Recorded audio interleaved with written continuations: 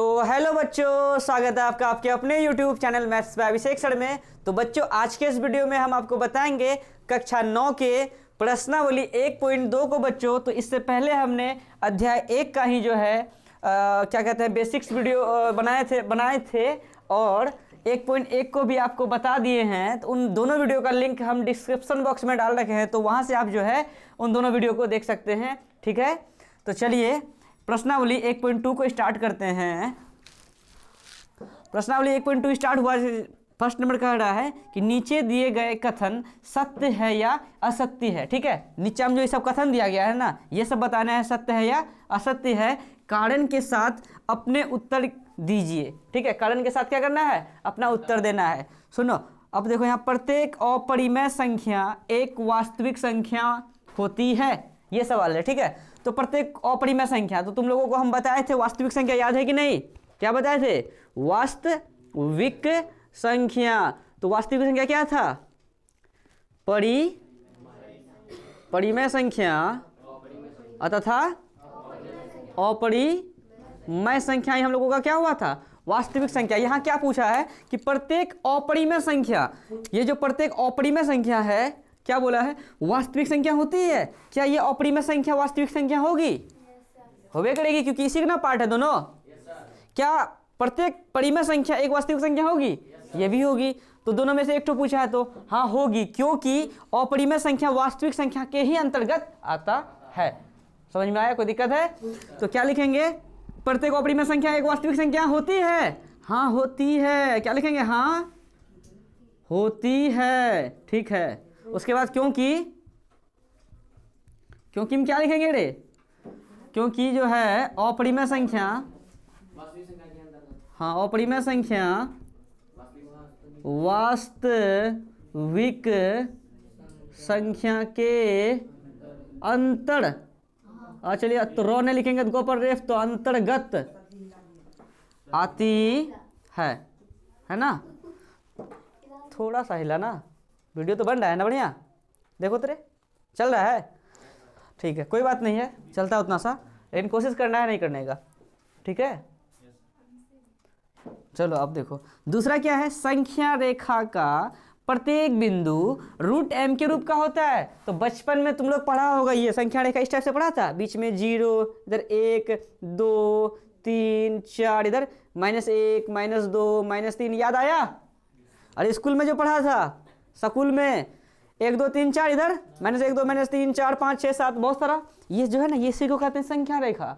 तो संख्या रेखा का प्रत्येक बिंदु रूट m के रूप का होता है। प्रत्येक बिंदु रूट m के रूप का होता है। देखो सुनो, रूट m के रूप का प्रत्येक बिंदु रूट जीरो ले सकते हैं। अच्छा, m की जगह 0 ले लिए तो क्या हुआ? 0 का वर्गमूल 0। रूट 1 ले सकते हैं, कोई दिक्कत नहीं है, लेकिन जैसे कि रूट 4 ले लेंगे, क्या होगा? इसका 2, इसका पॉइंट में आएगा। ठीक है, लेकिन रूट m में, जैसे रूट m है ना, प्रत्येक बिंदु की बात कर रहा है, ये भी और माइनस वाला भी तो बात कर रहा है। अगर माइनस ले ले रूट के अंदर तो क्या होगा? -3। और ये वास्तविक संख्या है या अवास्तविक संख्या है? अवास्तविक। वास्तविक के अंतर्गत थोड़ी ना ये आता है, बताया था ना।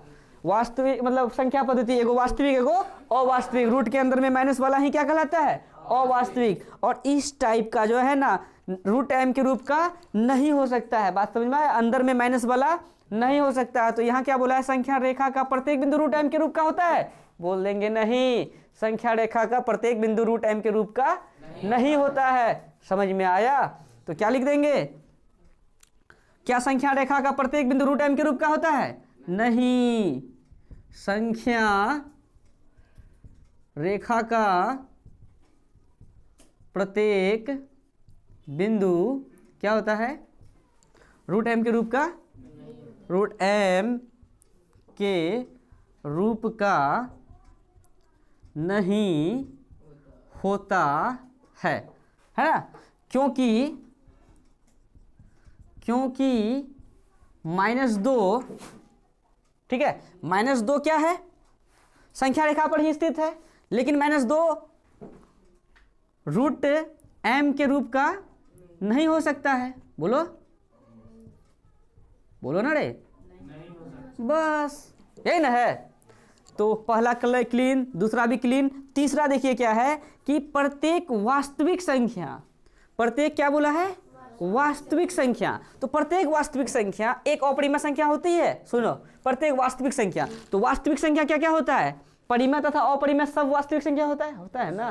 परिमेय जैसे कि परिमेय और अपरिमेय को ही क्या कहते हैं? वास्तविक संख्या। परिमेय का क्या मतलब? जैसे कि 1/2, 2, ये सब क्या परिमेय है। अपरिमेय जैसे कि √2। तो देखो जैसे कि 1/2 परिमेय हुआ, 2 भी परिमेय हुआ, √2 क्या है? अपरिमेय है। लेकिन ये सब क्या है?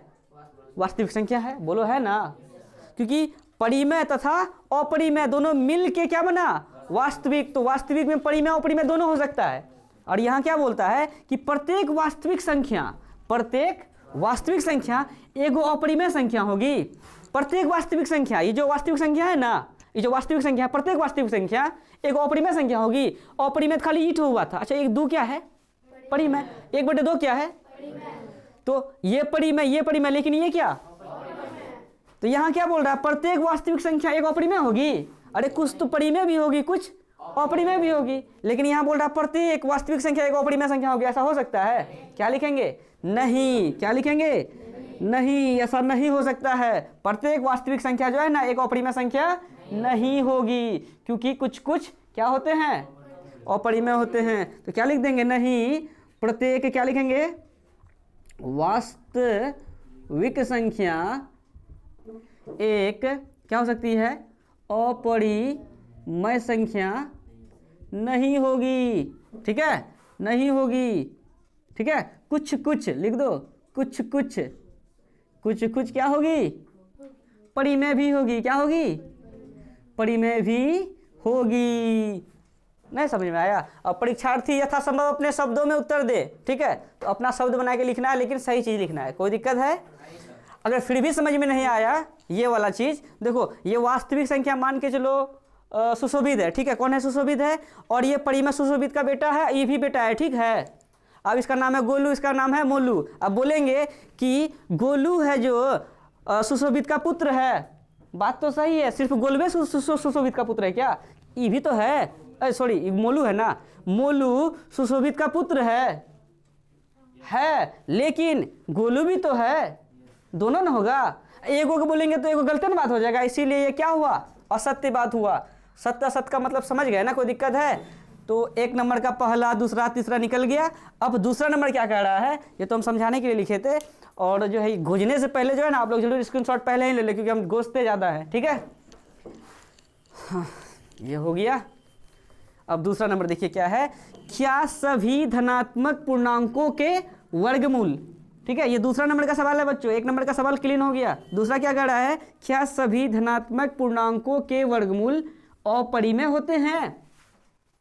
ठीक है, यदि नहीं तो एक ऐसी संख्या के वर्गमूल का उदाहरण दीजिए जो एक क्या है? परिमेय संख्या है। देखो समझो, 2 नंबर का सॉल्व हम इधर करते हैं। 2 नंबर का सॉल्व इस साइड में करते हैं। क्या रबिया देखो तो वीडियो में आ रहा है ये चीज? हम नहीं आ रहे हैं, कोई बात नहीं, लेकिन बोर्ड आना चाहिए, है कि नहीं? तो देखो 2 नंबर में क्या है? क्या सभी धनात्मक पूर्णांक। तो सबसे पहले धनात्मक पूर्णांक किसको कहेंगे बताओ?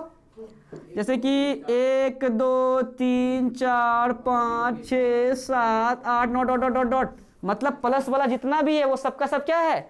धनात्मक पूर्णांक है। और यहाँ बोल रहा है क्या सभी धनात्मक पूर्णांकों के वर्गमूल, सभी धनात्मक पूर्णांकों के वर्गमूल क्या होते हैं? अपरिमेय होते हैं। तो ये सब धनात्मक पूर्णांक है, इन सबों का वर्गमूल निकाल के देखो।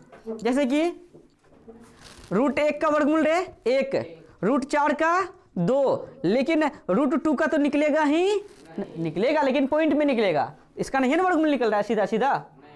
कोई दिक्कत है? तो यहाँ क्या बोल रहा है? क्या सभी धनात्मक पूर्णांकों के वर्गमूल अपरिमेय होते हैं? देखो ये धनात्मक, एक तो धनात्मक पूर्णांक था, 4 भी धनात्मक पूर्णांक है, 2 भी धनात्मक पूर्णांक है। 1 का वर्गमूल 1 आया, तो बताओ ये धनात्मक पूर्णांक है, इसका वर्गमूल कितना आया? 1। 1 क्या है? परिमेय संख्या। 4 भी क्या धनात्मक पूर्णांक है, लेकिन 4 का वर्गमूल क्या आया? 2। 2 भी क्या है? परिमेय। लेकिन 2 तो धनात्मक है, लेकिन रूट के अंदर से निकालना चाहे तो निकलेगा नहीं। तो ये कौन सी संख्या है? अपरिमेय संख्या। यहाँ बोल रहा है क्या सभी धनात्मक पूर्णांकों के वर्गमूल अपरिमेय होते हैं? कुछ कुछ का होगा, कुछ कुछ का नहीं होगा। समझ में आया? यदि नहीं, सही बात है, नहीं होगा। यदि नहीं तो एक ऐसी संख्या के वर्गमूल का उदाहरण दीजिए जो एक कौन सी संख्या हो। दे देंगे √4 का उदाहरण, √9 का उदाहरण, किसी का भी उदाहरण दे सकता है। समझ में आया? कोई दिक्कत है? तो इसमें क्या लिखेंगे? क्या सभी धनात्मक पूर्णांकों के वर्गमूल अपरिमेय होते हैं? नहीं, ऐसा नहीं होगा। यदि नहीं तो एक ऐसी संख्या का वर्गमूल का उदाहरण दीजिए जो एक परिमेय संख्या है। √4 कौन सी है? परिमेय। दे तो दिए उदाहरण, अरे देखो उदाहरण √4, इसका वर्गमूल कितना? 2, जो कि एक क्या है? परिमेय संख्या है। समझ में आया? और ये जो नहीं लिखे हैं ना, आप बना के भी लिख सकते थे कि सभी धनात्मक पूर्णांकों के वर्गमूल अपरिमेय संख्या नहीं होते हैं। जैसे कि, अच्छा वो बात को लिख दें, हम ही लिख दें उसे, हम बोल दिए ना, आप लोग लिख लीजिएगा कॉपी में कि सभी धनात्मक पूर्णांकों के वर्गमूल जो है ना अपरिमेय नहीं होते हैं। जैसे कि √4 बराबर लिख सकते हैं 2, इसके नीचे गुणा 1 है, 2/1 p/q के रूप में हो गया, p q पूर्णांक हो गया, q ≠ 0 है, इसीलिए ये क्या है? एक परिमेय संख्या है। तो 1 नंबर 2 नंबर अच्छे तरीके से क्लियर हो गया। अब जो है बच्चों 3 नंबर के सवाल को बनाएंगे, उसके बाद प्रश्नावली 1.2 खत्म, उसके बाद 1.3 पे चलेंगे। ठीक है, तो जल्दी इसका स्क्रीनशॉट ले लें और आप लोग जल्दी उतारिए, ऑफलाइन वाले बच्चे। तो बच्चों 1.2 का जो है हमने अभी 1 नंबर और 2 नंबर को अच्छे से सीख लिया है। अब जो है ये तीसरे नंबर के सवाल को करते हैं, उसके बाद हमारा प्रश्नावली 1.2 हो जाएगा खत्म। उसके बाद नेक्स्ट वीडियो से जो है 1.3 को बनाएंगे। ठीक है, तो अभी क्या है 3 नंबर में कि दिखाइए कि संख्या रेखा पर √5 को किस प्रकार निरूपित किया जा सकता है। ठीक है, तो संख्या रेखा पर जो है ना बच्चों √5 को किस प्रकार निरूपित करते हैं उनको निकालना है। और इसके बाद जो प्रश्नावली है 1.3 नहीं 1.5 में सवाल है, 1.5 1.4 में है, ऐसा देगा संख्या रेखा पर, ऐसा देगा √9.3 देगा। तो दिखाइए कि संख्या रेखा पर √5 को किस प्रकार निरूपित करते हैं। जैसे हम √5 को निरूपित करेंगे वैसे ही हम लोग √9.3 को करेंगे। ठीक है, तो अगर आप ये √5 वाला सीख लेते हैं तो ये अपने से बन जाएगा। वैसे जब उस प्रश्नावली पे चलेंगे जिस प्रश्नावली में ये है तो वहाँ भी हम एक बार बता देंगे। ठीक है, तो अभी इसको लिखते हैं सॉल्व। तो संख्या रेखा पर जो है ना हम लोगों को √5 को निरूपित करना है। ठीक है, तो इसको जो है आप लोग रेड रबड़ ले लीजिएगा और इंच एक ले लीजिएगा, और जिससे हम लोग चाप काटते हैं एक वो ले लीजिएगा। ठीक है, जिसको डिवाइडर, तो डिवाइडर ले लेना है और 1 इंच ले लेना है और एक रेड रबर कटर अपना लेके बैठ जाइएगा। और हम यहाँ बोर्ड में बना रहे हैं लेकिन आप लोगों को कॉपी में बनाना है। कैसे? जैसे हम बताए। ठीक है, जैसे जैसे बताएंगे वैसे वैसे करना है आपको, लेकिन रेड रबर कटर डिवाइडर लेके। तो यहाँ क्या है कि संख्या रेखा मतलब दिखाइए कि संख्या रेखा पर √5 को किस प्रकार निरूपित किया जाता है। तो अंदर रूट के अंदर में क्या है 5 है ना, तो इंची से 5 सेंटीमीटर का एक रेखाखंड खींच लेना है। तो 5 सेंटीमीटर का क्या कर लेते हैं, एक रेखाखंड खींच लेते हैं। मान के चलिए ये कितना सेंटीमीटर का है, इसका नाम दे देते हैं PQ, जो कि कितने सेंटीमीटर का है 5 सेंटीमीटर का है। वीडियो में सब कुछ आ रहा है, देख लो एक बार ये सब। तो PQ कितना है 5 सेंटीमीटर का एक रेखाखंड है। ठीक है, मतलब √5 को निरूपित करने बोला ना, तो P और Q ले लिए, जिसको कितना सेंटीमीटर ले लिए हैं, रूट के अंदर में जितना रहेगा 5 सेंटीमीटर है, 5 सेंटीमीटर लिए, रूट के अंदर में 9.3 रहता, तो 9 लेने के बाद पॉइंट छोटा छोटा होता है ना इंच में, उसको नाप के ले लेते हैं। ठीक है, तो 5 सेंटीमीटर ले लिए। उसके बाद क्या करना है, उसके बाद अपने मन से इस Q बिंदु से जो है ना, इस Q बिंदु से, अब जैसे हम PQ नाम दिए हैं, आप दूसरा भी नाम लिख सकते हैं, उससे कोई दिक्कत नहीं है। तो इस Q बिंदु से 1 सेंटीमीटर अपने मन से आगे बढ़ाना है। ठीक है, 1 सेंटीमीटर का और एक बिंदु खींचना है जिसका नाम दे देंगे जैसे PQ। इसका अच्छा देखिए, रुकिए थोड़ा Q नीचे लिख देते हैं। अपने मन से Q बिंदु से 1 सेंटीमीटर आगे बढ़ाना है। कितने सेंटीमीटर आगे बढ़ाना है 1 सेंटीमीटर, जिसका नाम दे देंगे जैसे PQ, इसका नाम क्या दे देते हैं R। ठीक है, 1 सेंटीमीटर का एक अपने मन से आगे बढ़ा देना है, कोई दिक्कत है। निरूपित करने बोला है √5 को, तो सबसे पहले 5 सेंटीमीटर रूट के अंदर में जो रहेगा उतने सेंटीमीटर का रेखाखंड खींच लेंगे और अपने मन से 1 सेंटीमीटर आगे बढ़ा देंगे। ये सब कुछ करना है आपको इंच से। ठीक है, अब क्या करना है, ये जो PR है, ठीक है, ये PR जो है इसको समद्वि भाजित करना है। समद्वि क्या करना है, भाजित। समद्वि भाजित का मतलब समान 2 भाग में बांटना है। किसको, इस PR लाइन को, PQ को नहीं, किसको, PR लाइन को। तो समद्वि भाजित कैसे करते हैं, देखिए डिवाइडर जैसे होता है ना, नोक जो होता है, नोक को ऐसे यहाँ रखिएगा, नोक नहीं होता है जो, ऐसे नोक को यहाँ रखना है, उसके बाद ऐसे आधा से बेसी उसको खोल लेना है, ठीक है। आधा से बेसी मतलब पी, जैसे यहाँ से यहाँ तक, जैसे पी आर है ना, यहाँ से यहाँ तक, तो पी आर में जैसे ऐसे खोले ना, ऐसे ऐसे एक इधर चाप मारना, एक ऐसे करके चाप पड़ेंगे। नोक को यहाँ रखने के बाद एक चाप इधर, एक चाप इधर, फिर उसी नोक को मोड़ना नहीं है, फिर यहाँ रख के, यहाँ आर पे रख के एगो ऐसे, एगो ऐसे। बात समझ में आया? जैसे कि मान के चलिए मतलब यहाँ पे है, हम प्रकार तो मेरे पास है नहीं, तो हम ऐसे बना रहे हैं, लेकिन आप लोग जो है वो डिवाइडर से ही बनाइएगा। जैसे ऐसे खींच दिए, एगो इधर से, समझ में आ रहा है? ऐसे रखने के बाद एगो ऐसे, एगो ऐसे, फिर उसको मोड़ना नहीं है, ऐसे रख के एक इधर से एक इधर से, जहाँ पे दोनों कट होगा ना उसको ऐसे करके क्या कर देंगे हम लोग, ऐसे करके मिला देंगे, ठीक है। अभी जैसे कि यहाँ पे नहीं मिला, जैसे मतलब जब रेड रबर कटर इंच से बनाएंगे तो एग्जैक्ट मिलेगा, समझ में आया? अब जैसे जहाँ पे ये बिंदु कटा ना, उसको क्या नाम दे देते हैं, ओ। और ये जो ओपी देख रहा है ना, ओपी ओ आर है ना, तो ये ओपी त्रिज्या लेकर, ओपी त्रिज्या लेकर, जैसे ना समझा, नोक को यहाँ रखना, नोक को यहाँ रखना, और रेड को ऐसे रख के ऐसे करके कोई चांद टाइप का बना देना, मतलब अर्धवृत्त, समझ में आया? अर्धवृत्त बना देना। यहाँ नोक को यहाँ रखना और ऐसे रख के ऐसे करके क्या कर देंगे, अर्धवृत्त टाइप का बना देंगे, ऐसे ऐसे करके। समझ में आया? कोई दिक्कत है? ऐसे करके हमारा थोड़ा टेढ़ा ओढ़ा बन रहा है। हाँ, ओ नहीं, मिलाना नहीं है, ओ से हाँ उसको खोलना है, जो छोटा रहेगा ना, ऐसे नोक को यहाँ रख के ऐसे फैलाइएगा उसको, हाँ पी बिंदु तक, ठीक है। यहाँ ओ पी और ओ आर दोनों सेम टू सेम होगा, ठीक है, उतनी दूरी होगा। उसके बाद यहाँ रखने के बाद ऐसे रेड से ऐसे करके क्या कर देंगे, घुमा देंगे, वो चांद टाइप का बन जाएगा, समझ में आया? चांद टाइप का बनने के बाद जो है ना, ये जो क्यू है ना, इनको ऐसे करके क्या कर देंगे, ऐसे करके खींच देना है। और ये जो खींचे ना, कहाँ पे जाके टकराया, यहाँ पे। इसका क्या, पी ओ क्यू आर, इसका क्या नाम देते बताओ? एस देते, पी क्यू आर, चलिए एस दे देते हैं। ये जो क्यू एस है ना, इसी को क्या कहते हैं, √5, इसी को क्या कहते हैं, √5। ऐसे ही हम लोग निरूपित करते हैं। और भी एक विधि है, तो ये सबसे आसान विधि है, तो ये ही विधि से तुम लोग बनाना, कोई दिक्कत है? अब जो हम किए ना, उसको इधर साइड में लिखे हुए हैं, मतलब जो किए हैं इसमें वो चीज़ यहाँ पे लिखे हुए हैं। एक बार फिर से रिकैप करते हैं इसको। सबसे पहले पी क्यू 5 सेंटीमीटर का एक रेखाखंड खींचे, इसलिए क्योंकि रूट के अंदर में कितना था, 5, और अपने मन से क्यू से आर तक 1 सेंटीमीटर बढ़ा दिए। बढ़ाने के बाद फिर क्या करना है, इस पी आर को क्या करना है, समद्विभाजित करना है। तो समद्विभाजित कैसे होता है, नोक को यहाँ रखने के बाद आधा से बेसी खोल लेंगे, उसके बाद एक कट इधर, एक कट इधर, उसको मोड़ना नहीं है, फिर नोक को यहाँ रख के एक कट इधर, एक कट इधर। हमारे पास तो नहीं है ना, है, हम हाथे से बताए तुमको, इधर उधर काट के उसके बाद क्या कर देंगे, ऐसे मिला देंगे। मिलाने के बाद इस लाइन, ये जो पी आर देख रहा है ना, पी आर, इसको कहाँ पे काटेगा, यहाँ पर, उसका नाम क्या दे दिए, ओ। उसके बाद नोक को यहाँ रख देंगे, वो जो नहीं था नोक को यहाँ रखेंगे, उसके बाद ऐसे खोल लेंगे रेड को, पेंसिल को ऐसे करके कोई चांद टाइप का बना देंगे। उसके बाद इस क्यू को ऐसे, मतलब यहाँ पे मिलेगा, मिला देंगे, उसका नाम आप S P Q R S T V X Y Z कुछ भी लिख दीजिए, चलेगा, समझ में आया?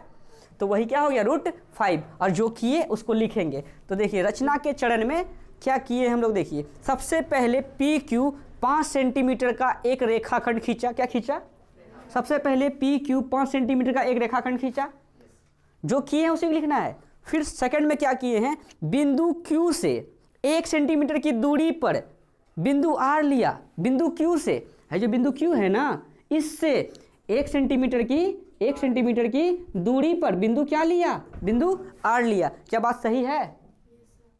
थर्ड में क्या लिखा हुआ है कि पी क्यू को पी क्यू को नहीं, पी आर को समद्विभाजित किया ना, किसको समद्विभाजित किया, पी आर को समद्विभाजित किया, पी आर को समद्विभाजित किया, ठीक है।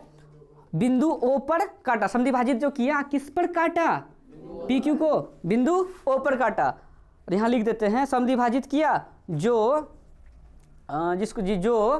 पी क्यू को नहीं, पी आर को, जो पी आर को कहाँ पर काट रहा है, ओ पर काट रहा है, कोई दिक्कत है? अब देखो चौथा में क्या किए हैं, ओपी त्रिज्या लेकर, है जो ओपी देख रहे हैं ना, ओपी त्रिज्या लेकर अर्धवृत्त खींचा, सही बात है, यहाँ पे रख के ऐसे लिए ना, इसको कहते हैं त्रिज्या लेना, ऐसा करके जो घुमाए ना, ऐसे जो अर्धवृत्त खींचे हैं, ओपी त्रिज्या लेकर क्या खींचा, अर्धवृत्त खींचा, सही बात है, वही किए थे। उसके बाद क्यू से रेखा खींचा, क्यू से क्या खींचा, एक रेखा खींचा, जो अर्धवृत्त को डी पर काटती है, लेकिन कहाँ पे काट रही है, यहाँ एस पर काट रही है। हम क्या लिख दिए थे, डी पर, तो किस पर काट रही है, एस पर काट रही है, दुर्राटे काट रही नहीं, एस पर काट रही है। किस पे काट रही है, एस पर, ये एस है, एस पर काट रही है, ठीक है, कोई दिक्कत है, एस पर काट रही है। तो क्या लिख देंगे, इसीलिए क्या, क्यू एस बराबर, इसीलिए क्या लिख देंगे, क्यू एस बराबर कितना, √5। इस तरह से हम लोग चीज़ों को निरूपित कर दिए। कोई दिक्कत है क्या सुशोभित? ये आया वीडियो पे, देख लो तो एक बार, नहीं आया? अच्छा, इसलिए क्यू आर, तो यहाँ लिखना है, इधर लिख देते हैं, इसलिए जो है ना क्या, क्यू एस बराबर कितना, ये भी नहीं आया। अच्छा कोई बात नहीं, यहाँ लिख देते हैं, यहाँ नहीं, हमको लिखना है 5वां लाइन के नीचे, जगह तो है नहीं, इसलिए हम लोग ऊपर लिख देते हैं, लेकिन आप लोग नीचे लिख दीजिएगा। क्या लिख देंगे, इधर लिख देते हैं, इसीलिए क्यू एस बराबर कितना, क्यू एस बराबर कितना, √5। और हम लोगों का ये चीज़ निरूपित हो गया। अगर कहीं डाउट हो तो आप हमें कमेंट जरूर करें। और ये जो हम लिखे हैं ना बच्चों, आप अपने परीक्षार्थी यथा संभव अपने शब्दों में लिखिए, थोड़ा सा आप चेंज भी कर सकते हैं, उससे दिक्कत नहीं है, समझ में आया, लेकिन सही से लिखिएगा।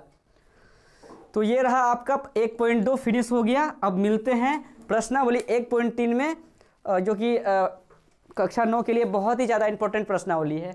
अगर वीडियो अच्छा लगे तो आप अपने सभी दोस्तों को शेयर जरूर करें।